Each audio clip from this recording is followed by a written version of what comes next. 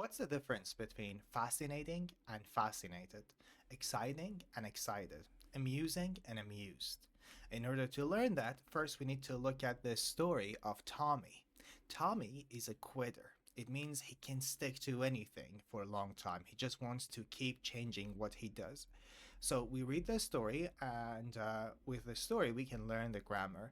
Um, okay, so let's get started. Tommy was the kind of person who could never finish anything. One week he wanted to become a famous painter.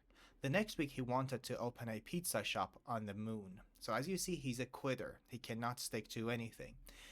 He one day wants to become a famous painter. The next day he wants to open a pizza shop on the moon, no less. He bought all the things he needed for his painting dream, brushes, paints, even a fancy hat. But after one day of painting, he got bored and used the paint to make his cat look like a tiger. So, as you see, he gets the equipment, he gets everything he needs, but he gets bored. He gets bored. Look at that phrase, that's an important one. He gets bored because for him, painting is boring. Painting is boring, so he's bored. For me, painting is fascinating. So, I'm fascinated by painting. And what he did, which is funny, he made his cat look like a tiger. I find that very amusing. For me, it's very amusing to see a cat that is painted to look like a tiger. It's a very amusing cat. And I'm amused by this. I'm amused by the fact that the cat looks like a tiger. His moon pizza dream, it ended when he realized he was afraid of heights, especially the really big one from Earth to space. So he had the idea of making a pizzeria on the moon, but he decided to quit because he was afraid of heights. And the height to go to the moon was just too much. So for him, it's a scary thing. He's scared by the thought. He's not fascinated by it, he's scared by it. Let's move on. One day, Tommy saw a poster that said, "Run your first 5 kilometers." He laughed, then he coughed after walking up 3 stairs. That night, he looked in the mirror and said, "Tommy, it's time." So he feels that he needs to start. He sees a poster that says you can run 5 kilometers, and first he feels that's crazy, but then he says, maybe I need to do something. Maybe I need to walk. Maybe I need to run.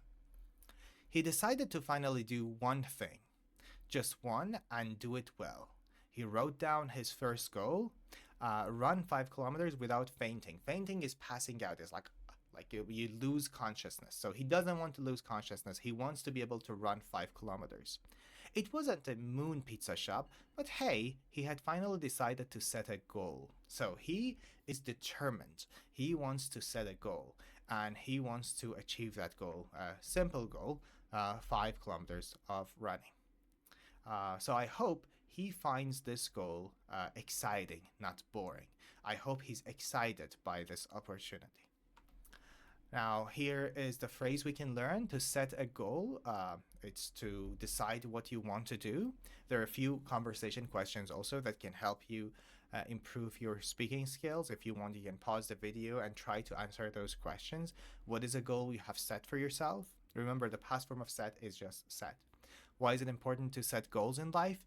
And have you ever set a goal and failed to reach it? But let's put that aside for a moment. Let's review the grammar point I was talking about. It's going to be here. All right, if I get rid of the slideshow. Yeah. So, participle adjectives. Adjectives and ending in ed and ing.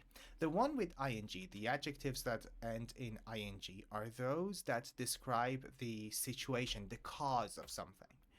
For example, the book is exciting for me. So the book is the cause of my excitement. What is the cause? The book. So the book is exciting with ing. But then the feeling that it causes in me, that's with ed. Describes the person's feeling, the effect. So it's about cause, effect. The book is exciting, therefore I am excited. The book is fascinating, therefore I'm fascinated. Look at the example sentences here. Boring versus bored. The lecture was boring, the students were bored. The documentary is interesting. I'm interested in history. I can also use interesting in the same context. I can say I'm interested in the documentary. The documentary is interesting, so I'm interested in it. Pay attention to the prepositions as well. Interested in. Um, all right. Exciting and excited. The roller coaster is exciting. Therefore, I'm excited to go and play on a roller coaster. The children are excited to ride it. And tiring versus tired. The trip was tiring. It's the cause. I'm tired because the trip was tiring. So the cause is the trip was tiring. We were tired after the trip.